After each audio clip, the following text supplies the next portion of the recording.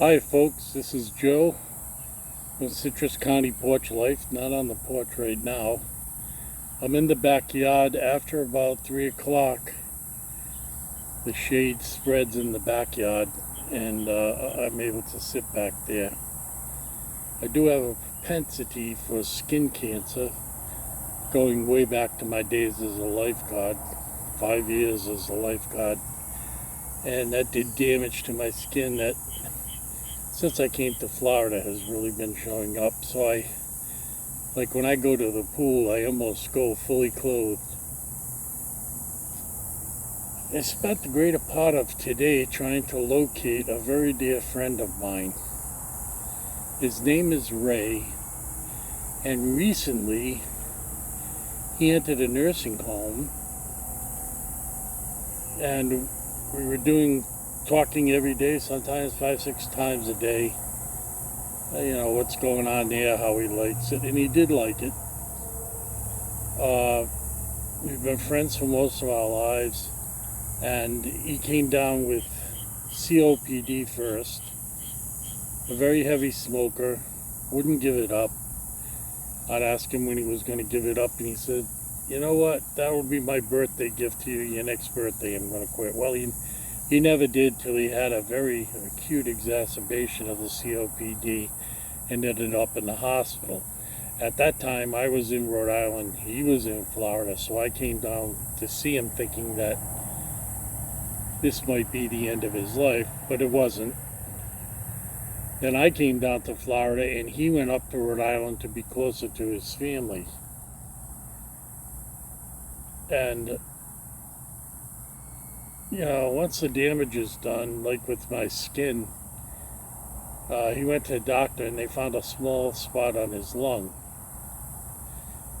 And, that's what he told me. I don't know how extensive the cancer was, but he seemed to be all right. When we talked, he didn't have any problem. He had limited mobility because of the COPD, but I guess when you've got both, each as the other's comorbidity, that you're limited. So he used a scooter to get around and a wheelchair. But something happened in the last month, and he had to go into the nursing home. He sent me pictures of the nursing home, and he liked it. Treatment, he refused chemotherapy treatment because he's a pretty tall guy and he was down to 136 pounds. He says he didn't want to lose any more weight and become weaker, so he took radiation. He said the spot was very small and the doctor said it could do nothing for years. So I last heard from him a week ago yesterday. He sent me some pictures. He's a big Doris Day fan. In fact, he wrote a book about Doris Day. And we talked on the phone. He seemed okay. Then everything went silent. I kept sending him messages on Messenger and no reply. I called his phone and the voicemail was filled up. And there has been no response since last Thursday. So every day I get up and I check the obituaries. I have a younger brother, Kevin, who's helping me from Rhode Island because he's still up there to see if he can locate him. I called the nursing home where he was and they wouldn't give me any information saying it was HIPAA. He was protected by HIPAA, which I can understand. I'm just a friend, I'm not a relation. He does have a brother in Rhode Island. So it's really been bugging me. I'm just hoping that nothing happened to him. And he's still with us. I hope he's not suffering. I can't imagine that they wouldn't even have an obituary at the funeral home or in the paper. I realize people are trying to cut down on expenses, so they have an obituary in the through the funeral home. It just seems like the last couple of years. My youngest brother died on February 5th, 2013. Uh, and quite a few of my brothers have died. My brother Brian, my brother Michael, my brother Jim, my brother John, and so I'm hoping that he's all right. I'm really hoping that, and he's a big Turner Classic Movies TV fan. And before he got really ill, we were planning on going on one of those movie cruises where you get to meet the stars. He's into that. I'm not so much, but uh, I hadn't seen him in a couple of years, but he realized that wasn't going to happen. He told me to forget about it and that we wouldn't be doing that he was too ill to do that. So I don't know if he had some kind of exacerbation. When you have lung cancer and you have COPD at the same time, I'm a registered nurse. It can be worse, and it can be a life-threatening situation. But he seemed to be well controlled by the meds, at least for the COPD, and he got the radiation, and he wasn't taking any chemotherapy for the lung cancer. So that, it's always like in the back of my mind, always bugging me that I wish I could know what has happened, but it may be that I won't.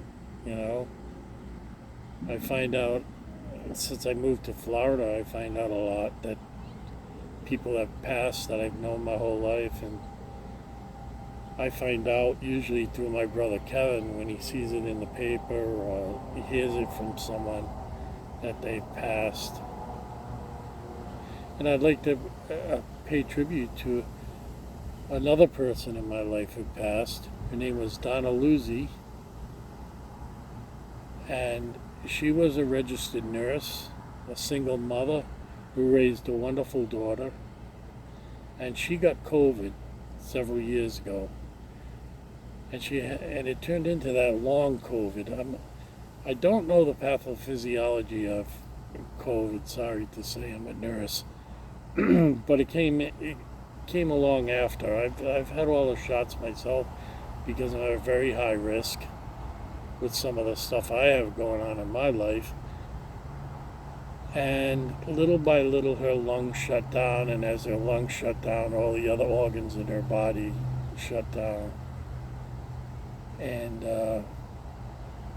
her mother died at a very young age. And my mother included her in all the family affairs. She was always there for everybody's significant life events. And it was quite a shock when I got on Facebook and her obituary slipped past me as I was scrolling. I'm glad I saw it. I would never have known. So I sent my sisters messages. They were very close, and my brother Kevin. She was very close to my brothers that passed. You see, I'm the oldest, and I got out on my own very early. Yeah, kind of like 17, and because living with so many people was driving me crazy. All I could have was one drawer in the bureau for myself, and my brothers got into that. They were all younger. I had records. My brothers thought they were frisbees and would throw them out the window and get them all scratched up, and they were unusable. So, I wasn't in as much contact as my family was, because they've stayed together, more or less. And while I've been part of everything in the family, so now since I came to Florida, I have to do it at a distance, unless someone comes visits me. And with the price of flying, that's very difficult. I love living up north. I was one of those persons who loved going skiing. I loved going sledding. I liked winter. I liked summer. When you have four distinct seasons, They go by quickly. Just as you totally get sick of them, the next season is starting. But when I had my back injury, when I got attacked by the patient, and I had the 7 surgeries on my back, which weren't too successful, I could not tolerate the cold. When I went out and wind would blow on my back, I'd go into a full body seizure, and it just got to the point where I couldn't do it anymore. I'd have to go. I'd have to get the extra XLT T-shirts that would hang down past my bum, so no kind of breeze could get up my shirt. They go deep into my pants, and even that didn't work if they rode up. And so we finally made the decision that we moved to Florida. It had always been something we thought of, but we did it. We did it, and I'm glad we did it. We have a nice home down here, and it's small, much smaller. If you've ever seen the home that I had in Johnston, I think about 13 rooms and acres of land. Well, it's very expensive tax-wise to pay for that when you're retired. It's even harder when you get elderly to take care of the land. You'll get out there and mow it, and the driveway was so long. Sometimes what we do is just mow up to the kitchen door and leave the cars in front of the kitchen door and forget about the whole back parking lot, because you could fit about 20 cars in my parking lot. It was so big. A garage that we had used to be an old horse barn, so it had those hay bins, but the time came where we had to stop paying people to do the work, and there was so much land there. It was $85 to get the lawn done, and it really was a pain in the neck. And down here we have an electric mower. You can get the whole thing done in an hour, and it self-propels. You don't have to push it. You don't have to sit up on a tractor. Of course, I've never seen snow down here, so we aren't southern Florida. We aren't down by Miami. We're not by Fort Lauderdale or Wilton Manors. The price of real estate down there is so very expensive. We're north of Tampa. It'll soon be developed because they're building the highways. It'll soon be developed, maybe not in my lifetime, but land is much cheaper. Much, much cheaper, and the pace is slower. The main drag for us is Route 19. It's busy during the day. It practically shuts down after 6 or 7 o'clock. Not too many people on the road.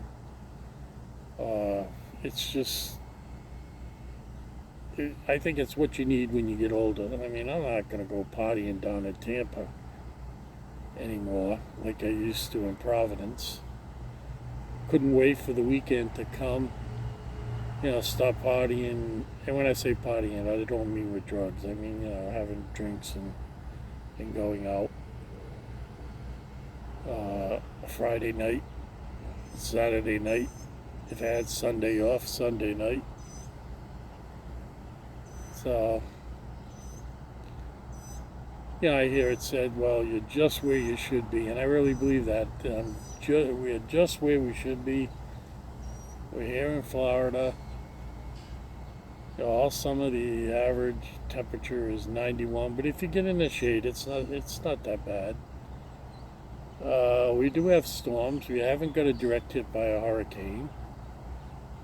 We're about 4 miles from the Gulf, and that 4 miles consists of about 56,000 acres of very heavily wooded land, and that will absorb a lot of water if the sea happened to come there was a storm surge. It's not like a built over, like in Providence when they had storms before they built the hurricane barrier. Water would come right up Narragansett Bay and go into Providence. It's all paved, so it wasn't going anywhere other than the force of gravity. But here it can soak, especially in the woods, it can soak in the ground. And we're not in a flood zone. So many places are in flood zones, and they're requiring houses to be lifted. Insurance rates are going sky high. Even people down in Tampa, there was I'm trying to think of the name of the hotel, but it was kind of close to the water. It was never examined, never had an inspection, and the whole thing collapsed and 100 people died. It was awful. And they put in tight regulations, and insurance has gone up, and now everybody's got to get their condos inspected to the tune of at least $1,500 a year. So living by the water, while you may have nice views, it's very expensive to pay for that. And I don't mind looking at green, and I don't mind looking at ripe tomatoes. Hold on a second. I made myself a large coffee. I didn't have any coffee this morning because I had to go and get an INR because I'm on Coumadin because I have AFib. And I didn't want my blood pressure to go up even though they didn't take my blood pressure. So I'm having a coffee now, and it's called Laughing Man Coffee, dark. It's a dark roast, and I love it. I love that coffee flavor. This morning, after I had my INR, we went to kind of a breakfast restaurant here, although it does serve lunches. And I had the itch for a pancake. I can't eat pancakes too much because of the carbohydrates in them, but every once in a while I have to give in and have a pancake, and I haven't had one in six months. So I had pancakes with syrup, and it was so good. I'll be all set now till winter, and all I had was a glass of water. They're charging now like $2.98 for a cup. I remember when you used to go out and get breakfast and the coffee was free. It flowed free. They do give you free refills as you're sitting there, oh, you like it topped off, and it's all free, but you're still paying that $2.98. Oh, I long for those old days. A 99-cent breakfast, 2 eggs, home fries, toast, and a coffee for 99 cents. I'll never see them on this earth again. But it was nice. You could budget your money. You could, when I was working third shift, a lot of times I'd come home and I'd stop and have breakfast on the way home. And if you had a dollar bill and, a tip, you leave a quarter tip, you were all set. It filled me up enough I didn't have to have lunch or anything. So we'd have dinner together. But that is inflation, and don't get me going on inflation, because inflation is something you do to yourself and blame it on the politicians.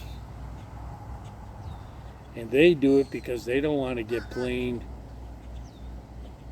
for denying you any services. So all these services that we put in place that we are printing money to pay for is what's causing this inflation. And then during the pandemic, all these, when we got the $1,200 checks, the $1,400 checks, the $600 checks, the $2,000 checks, and all the people that took out loans and are now looking not to pay them back, that's what causes inflation. That fiat money. Print, print, print, print, print. We've never kept in mind what happened to Germany. After World War I, the Allies put such regulations on the Germans that they could never pay them back, the reparations. So they printed money.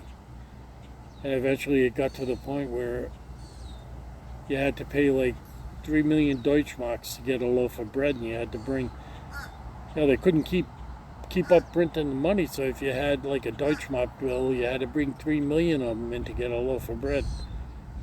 Who could count that money? So, see, I'm getting off on that because I think that's what will destroy the United States. Spending beyond our means. I really do. Yeah, I'll tell you, you can have a full life without spending, without getting everything you could possibly get. When I think of the joy that, of course I wasn't working, I didn't have to worry about things, of the joy I had with my parents, a small TV. My dad had a radio at the kitchen table that he would sit down. At that time he smoked. And that's what we had for electronic equipment. We didn't have, I used to see things on television where you go to your room and you're not watching TV in your room. I never had that, ever. Ever. And I still don't have a TV in my room, and I could afford it. I was told by a doctor, don't put a TV in your room. When you go in your room, you go to bed. And that's what I've tried to do all my life. But we have to have much more than we need. We have to have every gadget. I'm filming this on a cell phone.